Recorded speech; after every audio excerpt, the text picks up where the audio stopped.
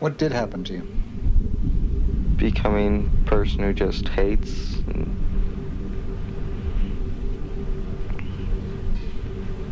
That's about it. That's really all I do is hate.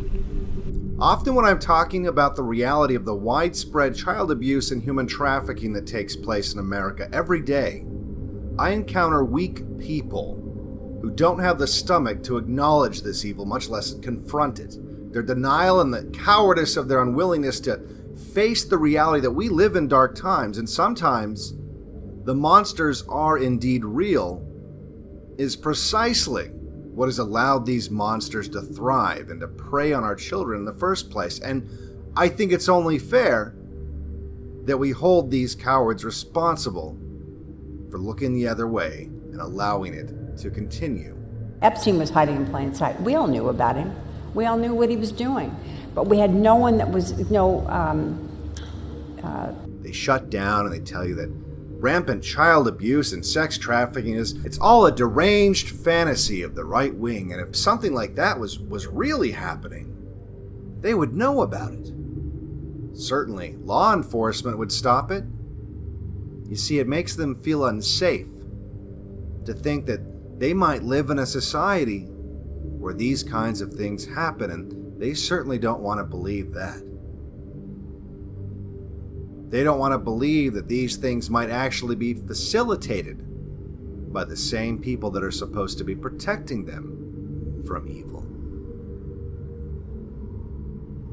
That's an extreme inconsistency in the official narrative.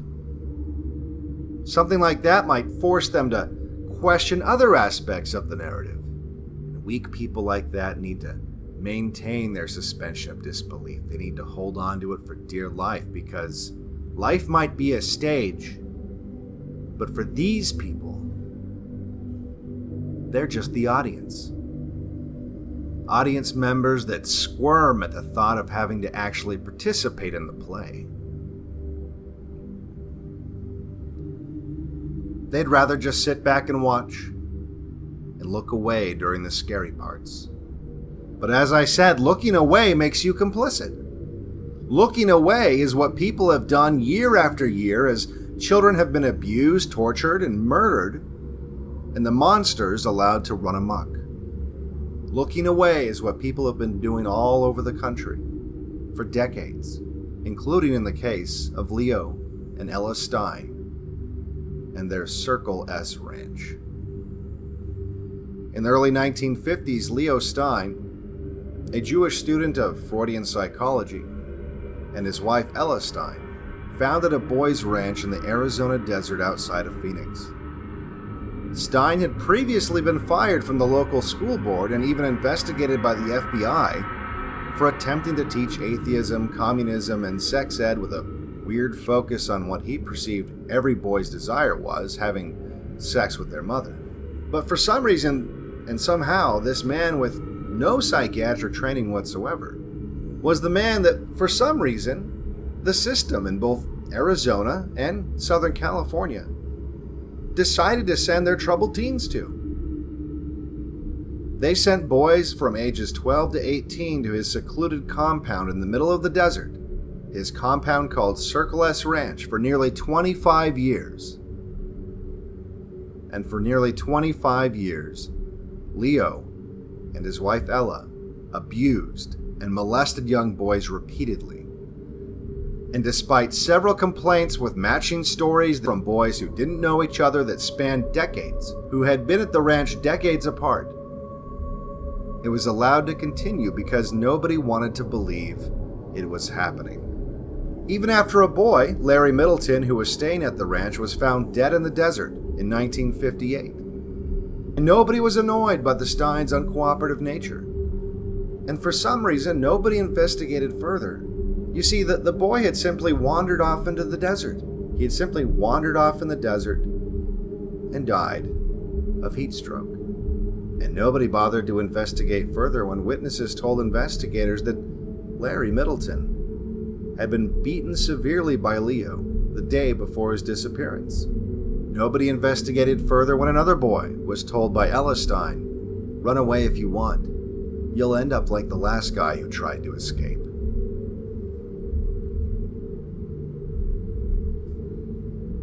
In fact, this abuse was allowed to go on for 20 more years at Circle S Ranch, until Arizona finally revoked Leo Stein's license in 1978, after a boy did manage to escape and finally found a social worker who would listen.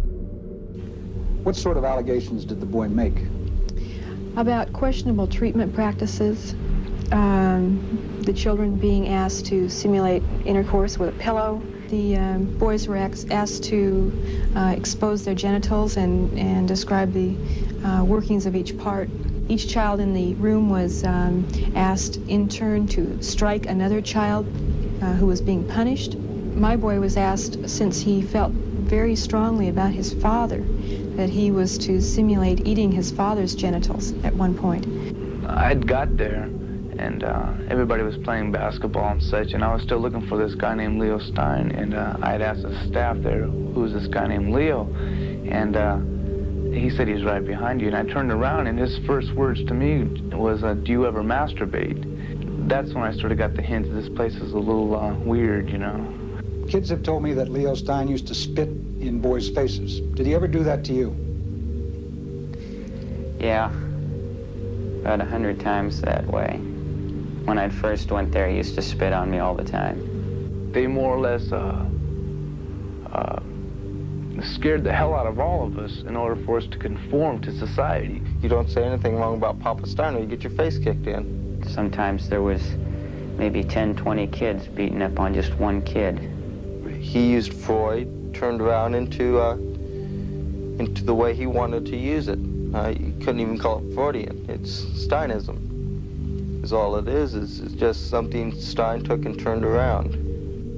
Donald was 15 years old when a homemade explosive device was found in his school locker. The juvenile court sent him to Circle S.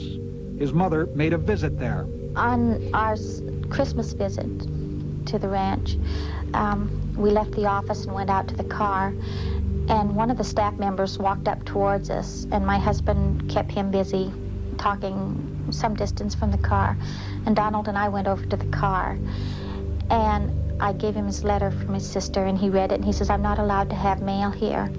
And so I said, oh, Donnie, you know, and started to put my arms around him.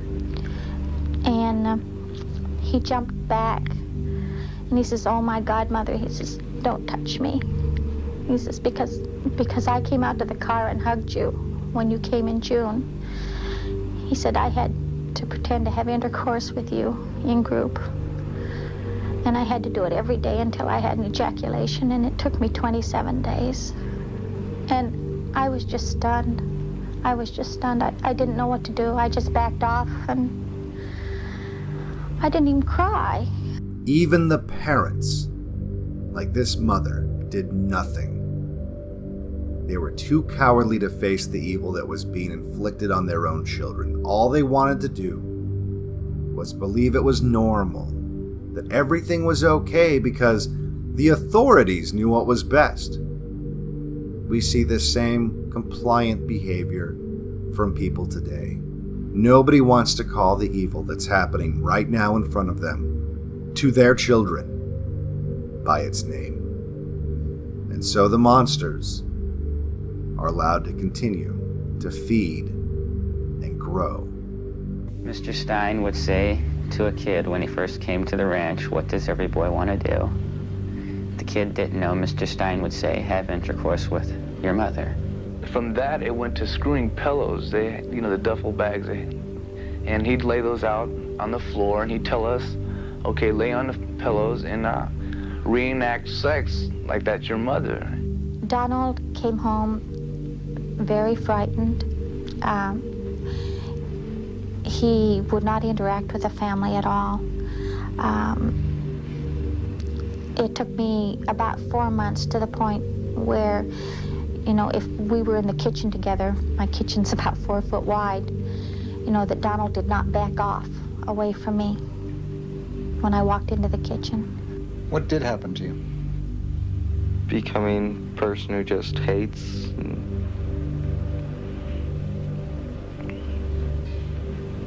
That's about it. That's really all I do is hate. I hate the courts. I hate Stein. It's just a mess. You just put a kid away and forget about him. Don't give a damn what happens to him. So what happened to Leo and Ella Stein? Well, pretty much nothing. The Steins were ordered to have no contact with children under 18, but there was no jail time. Leo ended up dying of prostate cancer in 1994, and his wife died almost 20 years later, quietly in the same town where she and her husband had been abusing children for decades.